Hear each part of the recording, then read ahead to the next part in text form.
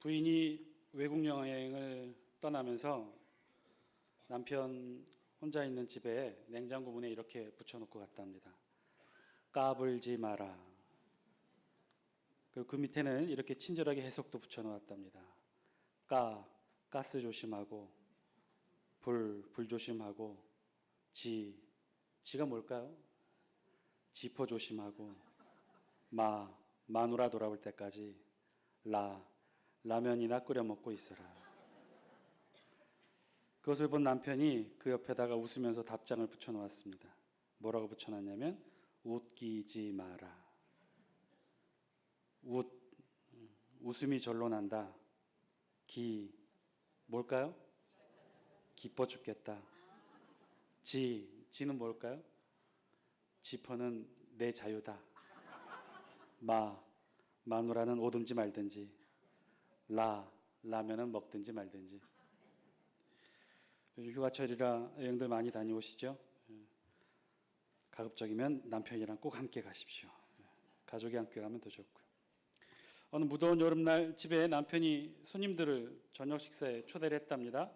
식탁에 모두 둘러앉자 아내는 6살 된 딸아이를 보고 이렇게 말했어요. 오늘은 우리 예쁜 딸이 기도해 주면 좋겠는데, 딸이 말합니다. 엄마, 난 뭐라고 기도해야 되는지 모른단 말이야.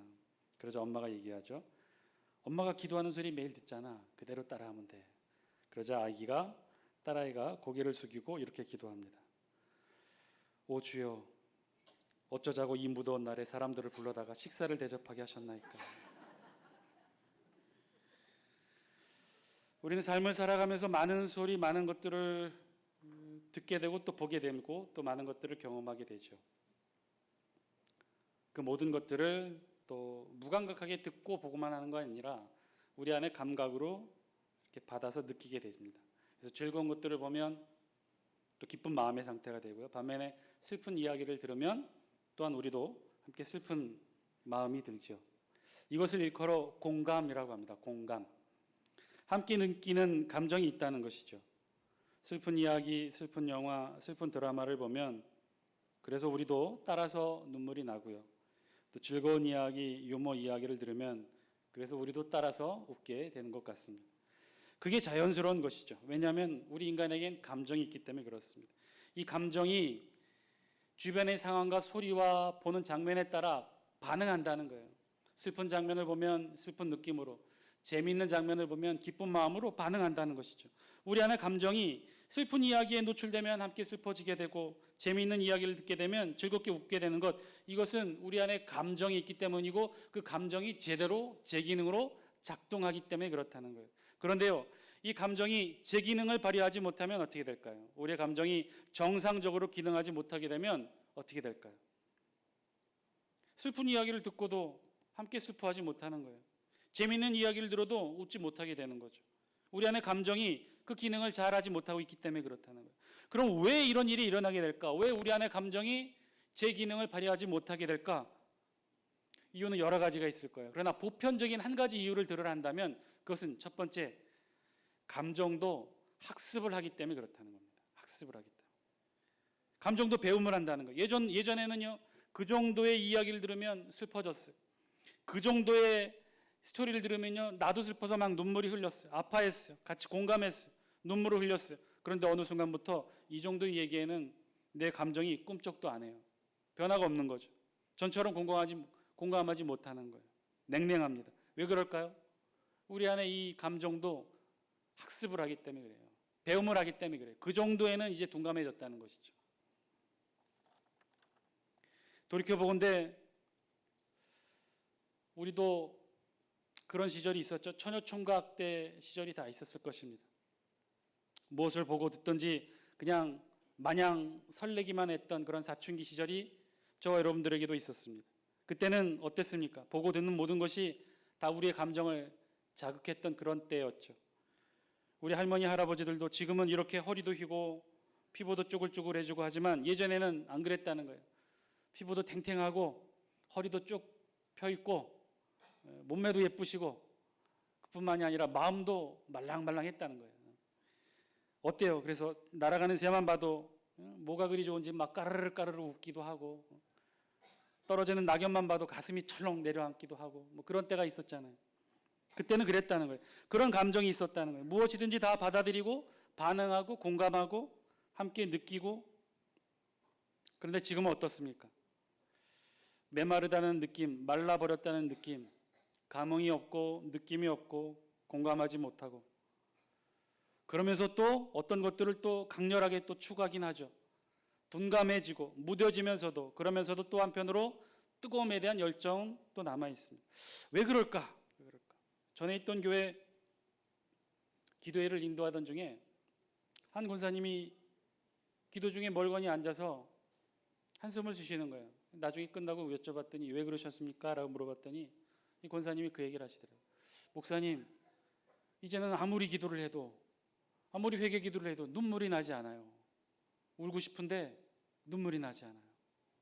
그런데 그게 미치도록 답답한 거예요. 목사님, 울고 싶어요. 왜 그럴까? 마음껏 눈물을 흘리고 싶고 때로는 지치도록 웃고도 싶은데 그런 마음이, 감정이 공감하지 못하는 이유가 뭘까요? 우리 감정이, 슬픔도 기쁨도 메말라버린 우리 감정이 이제 더 이상 그것을 용납하지 못하는 것이겠죠. 그 느낌을 받아주지 않는 것이겠죠. 그러니 웃고 싶어도 웃지 못하고 울고 싶어도 울지 못하는 그런 메말라버린 감정의 소유자가 된 것 아니겠습니까? 오늘 말씀 앞에 서 있는 저와 오늘 우리의 신앙의 모습도 다시 한번 돌아보길 원합니다. 오늘 본문에는요, 그런 메마른 우리에게 울림을 주는 예수님의 말씀이 있기 때문에 그렇습니다. 우리 다 함께 32절 말씀 같이 한번 읽어볼까요? 영상을 통해 함께 읽겠습니다. 32절 말씀입니다. 시작. 비유하건대 아이들이 장터에 앉아 서로 불러 이르되 우리가 너희를 향하여 피리를 불어도 너희가 춤추지 않고 우리가 곡하여도 너희가 울지 아니하였다 함과 같도다. 아멘. 예수님께서는요 지금 비유를 통해 우리에게 말씀하고 계셔요. 이 세대의 사람을 무엇으로 비유할까? 무엇과 같은가? 비유하건대 아이들이 뛰노는 장터와 같구나 하시면서 장터에서 뛰노는 아이들을 비유로 말씀하시는 거예요. 장터에서 노는 아이들이, 그런데 아이들이 이런 말을 하고 논다는 거예요. 어떤 말을 하느냐? 우리가 너희를 향하여 피리를 불어도 너희가 춤추지 않는구나. 우리가 너희를 향하여 곡하여도 너희가 울지 않는구나. 이게 무슨 말씀일까요? 예수님 왜 이런 비유의 말씀을 들어서 말씀하고 계시는 걸까요? 예수님 당시 유대 땅 팔레스틴은요 대부분 박토입니다. 토지가 별로 좋지 않아요. 농사지을 기름질 땅이 부족합니다. 그래서 농부들은 어떻게 했느냐? 되도록 모든 공간을 남기지 않고 다 밭으로 개간을 하는 것이죠. 그래서 문제는 뭐가 되냐면 마을 안에 아이들이 뛰어놀 공간이 없다는 거예요. 어렸을 때 우리 어르신들도 그랬겠죠. 마음껏 뛰놀 수 있는 마을 안에 공터, 놀이터 이런 거 쉽지 않았을 겁니다. 학교가 들어서고 나서야 학교 운동장이 그 역할을 대신했겠죠. 예수님 당시 유대 사회에서는요 공적인 교육의 장소, 학교 이런 것도 없었어요. 유대 마을에 유일한 넓은 마당이 있다면 그것이 어떤 곳이냐? 마을에 광장이 있는데 그 광장은 주로 장사꾼들이 주기적으로 모이는 장터로서 역할을 했다는 거예요. 유일한 장소인 마을 광장이 있는데 여기는 장터가 열렸다는 것이죠. 아이들도 그래서 뛰어놀 데가 없는 아이들도 이 장터 한 구석에서 놀았다는 거예요. 여러 가지 놀이를 하면서 놀았다는 거예요. 근데 어떤 놀이를 했느냐? 주로 장터에서 유대 예수님 시대의 아이들이 어떤 놀이를 했느냐? 자세히는 알 수 없으나 오늘 본문을 통해서 보면 예수님 당시 유대 아이들은 장터에서 두 가지 놀이를 했다는 거예요. 첫 번째는 결혼식 놀이를 했고 두 번째는 장례식 놀이를 했다는 겁니다. 왜 아이들이 이런 놀이를 했을까요? 결혼식 놀이. 우리도 어렸을 때 조금 이해할 수 있는 것이, 우리도 어렸을 때 아무리 거칠게 놀았던 아이들도 아주 어렸을 때는 여자아이들과 같이 소꿉장난 다 했겠죠. 여러분들도 다 했을 것 같아요. 소꿉장난 안 하고 노신 분 계셔요? 다 한 번쯤은 다 해보셨을 거예요. 하면 주로 무슨 역할을 합니까? 엄마, 아빠, 아이들 역할을 하죠. 그래서 엄마 역할하면 밥하고 찌개하고 요만한 그릇에다가 다 밥상 차리고 나뭇잎 주워다가 빠가지고 이게 반찬이라고 놓고, 또 좀 성의 있는 남자애들 같은 경우는 술 취한 아빠 연기도 하고 그렇게 해서 막 소꿉장난하죠. 그러다가 마지막 대사가 뭐예요? 여보 불 끄고 잡시다. 어디서 그런 옛날에는 항상 그랬나 봐요. 왜 아이들이 이런 소꿉장난을 했을까요? 이유는 간단하죠. 집에서 늘 보고 들었던 비슷한 장면이 그런 거였겠습니까? 엄마는 집에서 밥하고 빨래하고 아버지는 늦게 들어와가지고 술 먹고, 그래서 밥 먹으면 아빠가 늘 불 끄고 잡시다 그러고 불 끄고 잤으니까 그런 놀이 비슷하게 소꿉장난으로 아이들이 했던 것이겠죠. 본문에 있는 유대 아이들도 똑같아요. 본문의 유대 장터 아이들도 마찬가지였어요. 장터에서 한 구석탱이에서 늘 아이들이 놀았는데 뭐하고 놀았겠습니까? 장터에서 일어나는 일 가지고 놀았겠죠. 장사하는 일 외에 그곳이 마을 광장이었기 때문에 마을의 대소사가 이 장터에서 마을 광장에서 이루어졌습니다. 마을의 큰 대소사가 무엇이 있겠습니까? 결혼식과 장례식이었겠죠. 아이들은 항상 심심치 않게 마을의 결혼식과 장례식을 보게 되었을 것이고 자연스럽게 아이들은 결혼식과 장례식을 자신들의 소꿉장난 소재로 삼았다는 것입니다. 그것을 우리 성경은 피리를 불며 춤추는 것, 고골하고 함께 울어주는 것으로 표현했다는 것이죠. 결혼식이 있어요. 마을의 결혼식 장면을 보고 아이들 뇌리에 피리를 불고 함께 춤추는 장면을 연상했다는 것입니다. 실제 유대의 결혼식은 그래요. 중동의 지금도 결혼식 문화는 일주일 동안 잔치를 베풉니다. 일주일 동안. 아무리 가난해도 결혼식 잔치는 일주일 동안 열어져요. 신랑 신부 축하기들이 모여 몇 날 며칠을 일주일 동안을 잔치를 하고 춤을 추고 피리를 불고 아이들이 그걸 봤겠죠. 아이들이 이것을 보고는 흉내내었을 것입니다. 자신들이 주인공이 되어 춤추고 노래했을 거예요. 한 아이는 손으로 피리 부는 흉내를 냈겠고 다른 아이들은 그 피리 소리에 맞춰 춤을 췄다는 거예요. 이게 결혼식 놀이라는 거예요. 장례식도 마찬가지였죠. 아이들의 기억에는 누군가 하염없이 슬프게 고골하면 주변에 따라가면서 사람들이 함께 울어줬다는 거예요. 마을 사람들도 마을 할아버지도 함께 울어주는 모습을 보고 아이들도 그렇게 소꿉장난으로 장례식 놀이를 했다는 것이죠. 그런데 이 아이들에게 가장 인기 있는 소꿉장난의 소재 결혼식과 장례식에 아이들이 그만 실증이 난 모양입니다. 너무 자주 해서 그랬는지 이제는 다른 놀이가 하고 싶어서 그랬는지 결혼식 놀이, 장례식 놀이 하자고 몇몇 아이들이 외쳤지만 반응이 없었던 모양이에요. 우리네 어렸을 때도 그랬죠. 우리 놀 때 어떻게 놀았습니까? 마을 동네 한 바퀴 돌죠. 말뚝박기 할 사람 여기 붙어라 그러고 그래서 쭉 몇 사람이 붙으면 어떻게 합니까? 뭐 둘러 모여서 대댄지 해가지고 편을 갈랐죠. 본문의 유대 아이들도 똑같아요. 그렇게 놀자고 결혼식 놀이 하자고 장례식 놀이 하자고 외쳤는데 아이들이 반응이 없었던 거예요. 아니면 하기는 해도 아이들이 예전처럼 재미있게 피리에 맞춰서 춤을 추거나 곡소리에 맞춰서 우는 흉내를 잘 안 내게 되었던 것이겠죠. 어쨌든 무슨 이유에서인지 아이들이 놀이에 적극적으로 참여하지 않게 되었어요. 이렇게 시들해진 현실을 누군가 한 아이가 원망하듯이 이야기합니다. 다른 아이들 향해 외치며 말을 합니다. 우리가 너희를 향하여 피리를 불어도 너희가 춤추지 않는구나. 우리가 고굴하여도 너희가 울어주지 않는구나. 함께 놀자고 같이 재미있게 놀자고 요청했던 그 요청이 거절당한 아이의 마음을 담아서 이렇게 외쳤던 거예요. 답답하다, 안타깝다, 재미있게 놀고 싶은데 함께 놀고 싶은데 함께 즐겁게 놀고 싶은데 반응이 없구나. 놀아주질 않는구나. 이런 원망을 담아 하소연하듯이 아이의 이야기를 예수님은 담담하게 전하고 계셔요. 아이들의 입을 통해 어른들의 아픈 마음을, 어른들의 거절당한 마음을 예수님은 함께 전하고 있었던 것이죠. 왜냐하면 당시 이 예수님 당시 유대에 있었던 모든 사람들은요, 어렸을 때 이 놀이 문화를 다 한 번씩은 겪었다는 거예요. 우리네 어렸을 때 소꿉장난을 했었던 경험처럼 이 본문에 나와 있는 유대 모든 대부분의 어른들은요, 어렸을 때 결혼식 놀이, 장례식 놀이를 다 해봤다는 거예요. 다 해보고 함께 놀자고 했는데 아이들이 거절당했던 느낌들을 다 가지고 있었다는 거예요. 그래서 놀자고 권유하는 아이의 외침에 외면하듯 무감각하게 반응하는 당시의 유대 사람들의 둔감해진 모습을 빗대어 예수님은 이 관용적 표현으로 말씀하고 계신 거예요. 자, 그렇다면 예수님은 왜 이 시점에서 이 이야기를 하고 계신 것일까? 이 장터의 아이들의 한스러운 외침의 이야기, 함께 노래주기를 원했으나 냉담하게 거절당하는 이야기, 너희가 피리를 불어도 춤추지 않고 고골해도 울지 않는구나.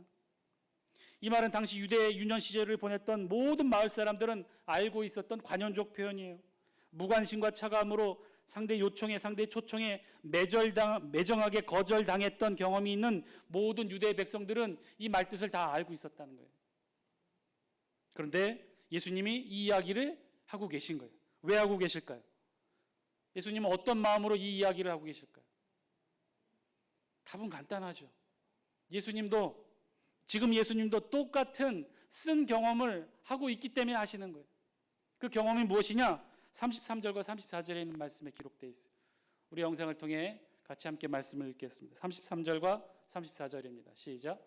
세례 요한이 와서 떡도 먹지 아니하며 포도주도 마시지 아니하며 너희 말이 귀신 들렸다 하더니 인자는 와서 먹고 마시매 너희 말이 보라 먹기를 탐하고 포도주를 즐기는 사람이요 세리와 죄인의 친구로다 하니. 아멘.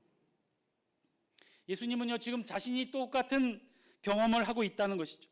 세리 요한을 빗대어 이야기하고 있지만 지금 예수님 자신의 내면의 이야기를 하고 계신 거예요. 예수님 내면의 아픔에 대한 이야기를 하신 거예요. 자, 세리 요한이 어떤 사람입니까? 광야에서 말씀을 전한 구약의 마지막 선지자였어요.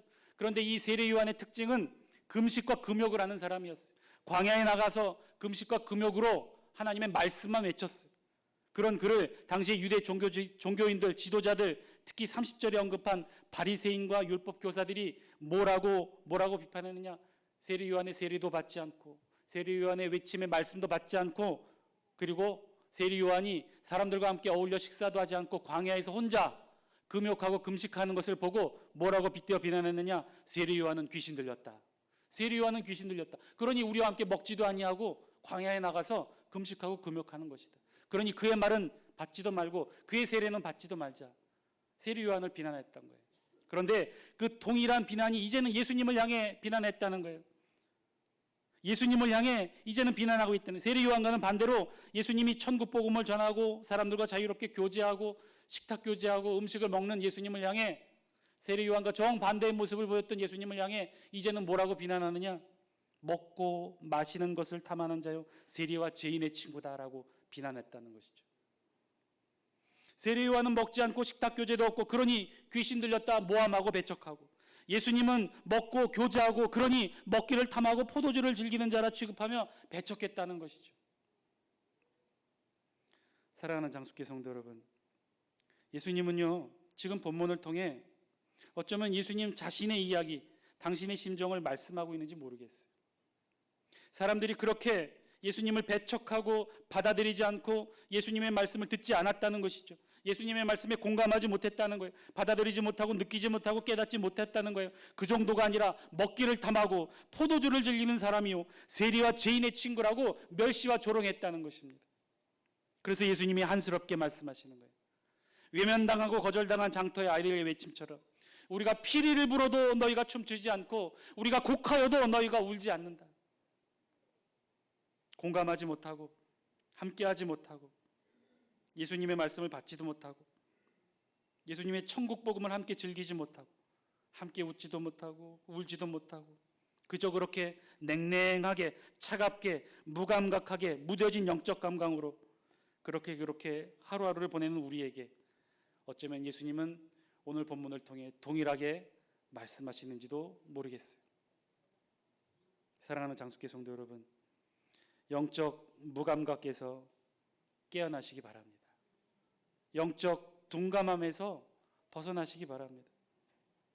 혹시 그렇게 생각하시는 분들 계셔요? 예전에는 안 그랬는데 내가 나이가 들어서 그래. 예전에는 하도 많이 들어서 내 신앙생활이 몇 년인데 내가 집사고 권사고 장로고 목사인데 내 신앙 경력이 몇 년인데 그리고 이제는 그럴 만도 하지. 신앙생활이 그렇게 오래되었는데 오히려 초신자처럼 그렇게 쉽게 흥분하거나 감동하거나 그러면 오히려 이상한 것 아니야? 스스로 애써 둔감해지고 무뎌지고 그저 그렇게 습관처럼 신앙의 자리를 지키고 있지는 않습니까? 그저 얘기하면 눈 감고 깨어나십시오. 영적인 감각을 예리하고 날카롭게 다듬으십시오. 그래서 오늘 예수님 말씀처럼 피리를 불면 일어나 춤추고 누군가 곡을 하면 함께 다가가 손잡고 같이 울어주십시오. 그래야 합니다. 그래야 한다고 오늘 예수님이 말씀하셔요. 예수님도 그렇지 못한 유대인들로 인해 상처받고 아파하고 괴로워하셨어요. 이것이 무엇을 의미하는 것일까요? 지금도 우리가 예수님의 말씀에 둔감하고 반응하지 못하고 무감각하게 앉아 있으면 우리 주님이 지금도 한스럽게 외치고 계시지 않을까요? 너희가 피리를 불어도 춤추지 않고 곡을 하여도 울지 않는구나. 깨어나야 합니다. 우리의 영적 감각이 깨어나야 합니다. 그래서 언제든지 예수님이 말씀하시면 그 말씀에 반응해야 하고 다른 이의 아픔과 고통에 함께 손잡아주고 울어주어야 합니다. 그래야 우리 장수교회 공동체가 영적으로 깨어 있는 거예요. 주님의 말씀에 반응하고 다른 성도들의 아픔에 함께 공감하는 것. 위로는 주님의 말씀에 신령하게 반응하고 옆으로는 교회 공동체의 기쁨과 슬픔에 함께 참여하는 것. 그것이 살아있는 것이고 깨어 있는 것입니다. 그래야 합니다. 그래야 저와 여러분이 그렇게 반응해야 우리 주님도 우리에게 그렇게 반응하지 않을까요? 늘 이렇게 우리가 눈 감고 심드렁하게 무감각하게 무기력하게 예배 시간에조차 주님의 말씀을 그렇게 받고 있다면 언젠가 정말 언젠가 우리가 꼭 필요한 간절한 기도에 우리 주님도 그렇게 무감각하게 심드렁하게 무기력하게 듣고 계시지 않을까요? 나는 불편부당하게 무감각하게 무기력하게 반응해도 우리 주님은 늘 항상 진솔하게 진실하게 늘 깨어 있어서 반응하신다고 말씀하지 마세요. 그런 주님이라고 누가 장담할 수 있겠습니까? 이기적인 우리의 신앙에 늘 하염없이 하야와 같은 자비로 우리를 대해 주신다고 생각하지 마세요. 그렇게 확신할 수 있는 분이 누가 있을 수 있겠습니까? 아니잖아요. 설령 그런다 하더라도 그건 옳지 않잖아요. 설령 그렇다 한다면 우리의 진실된 신앙의 모습에 아무런 보상이 없잖아요. 우리 다 함께 35절 말씀 같이 함께 읽겠습니다. 시작. 지혜는 자기의 모든 자녀로 인하여 옳다함을 얻느니라. 아멘. 우리 성경 우리말 번역은 조금 난해한데요. 여기서 말하는 모든 자녀는 하나님의 말씀을 순종하여 가르침을 따르는 자들, 즉 제자들을 가리킵니다. 그래서 공동 번역에는 이렇게 번역했어요. 그러나 하나님의 지혜가 옳다는 것은 지혜를 받아들이는 모든 사람에게서 드러난다. 하나님의 지혜, 하나님의 말씀, 하나님의 은총은, 하나님의 축복은 그것이 옳다고 받아들이는 모든 사람에게서 드러난다. 확증된다. 말씀 앞에 늘 깨어 있어서 그 말씀이 나를 살리고 그 말씀이 나의 힘이고 나의 반석이고 그 말씀대로가 아니면 내가 단 하루도 살 수 없고 그래서 오늘도 그 말씀에 의지하여 내가 가장 뜨겁게 하루를 보내리라. 이렇게 영적으로 깨어 있어서 말씀에 반응하는 자들에게 하나님의 말씀의 은총과 축복이 임하게 된다고 말씀하셔요. 이 이야기는 그렇게 주님의 말씀을 받지 않는다면 이런 축복의 확증이 나타날 수 없다는 반증이기도 하겠죠.